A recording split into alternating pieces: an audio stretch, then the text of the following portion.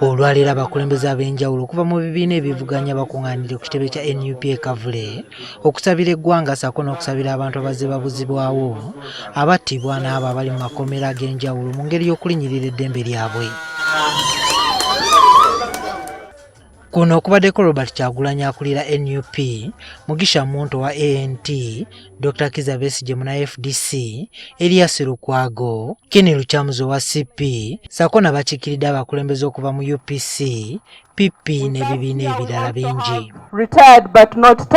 Ku mukolo guno bano basoose kuwuliriza obulumi abantu abalina abantu baabwe abagambibwa okuwambibwa bwe bayitamu. Jakoba ati maama batwaire safwiji bamutwala nga balikuba alikunalika bwa musaayi tidi oba aliwo babayita basuula eyo tetuli kwenda mwana wange ndeete nziika abaana babonenga kwa magombe atali wange ne bamuteeka mu mawulire nga yayita Lukwago Martin.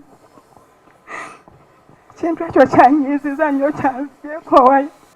Niwe bagamba nti omuntu bamugyamu amaaso ate ne bagamba nti tebamuyina kati we bajjemu amaaso bamugyeemu. Ab'enganda z'abantu abakyali mu makomera nabo ebigambo byabaggwako era nga wano abantu ba Olivia Lutaaya nga kati amaze emyaka 3 mu kkomera kumpi balemereddwa okwogera olw'obulumi. Wabula waliwo abalala abalina abantu baabwe mu makomera abasobodde okwogera.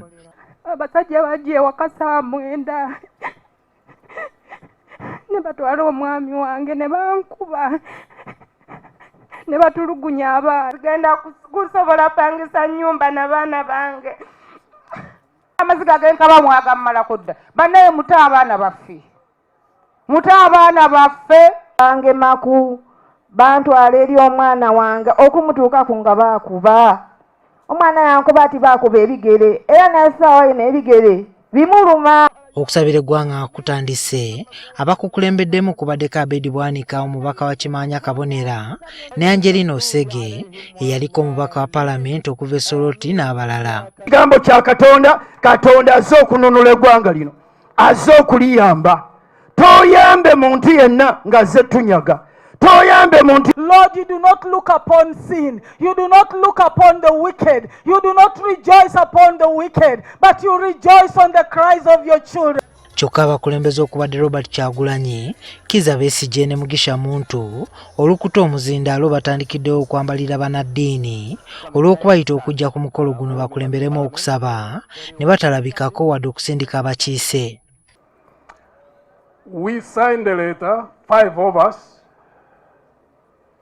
requesting leaders of the different denominations in this country, inviting them to this occasion.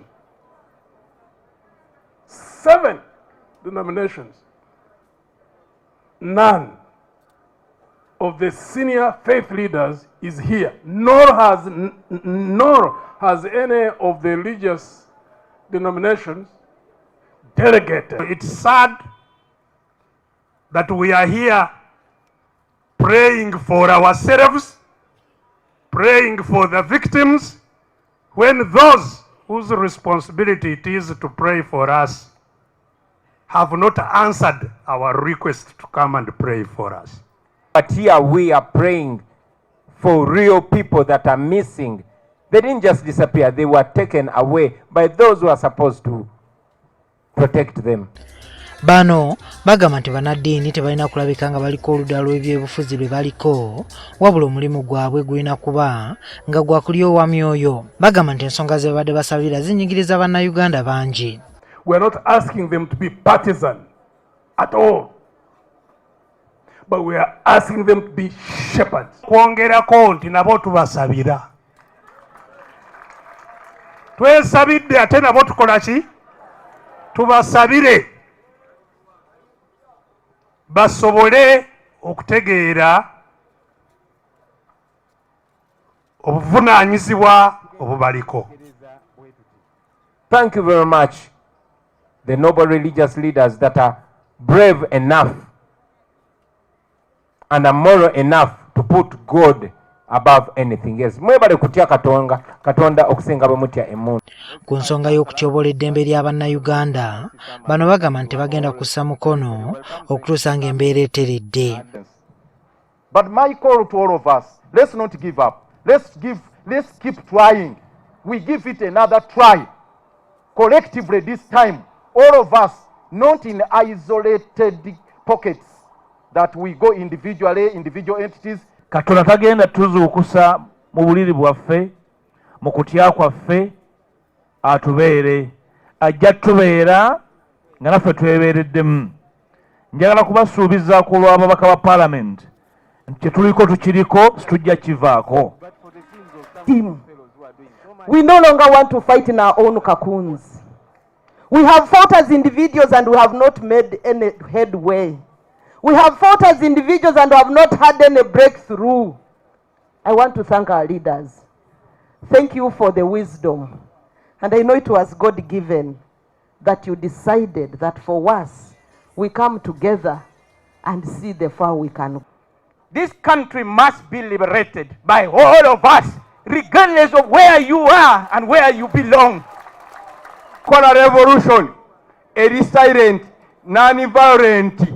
Netusaba Museveni atuviire mu ntebe kubanga okulonda kwateekawo buli mwaka tekukyalina makulu banyabo niteeseza bubi.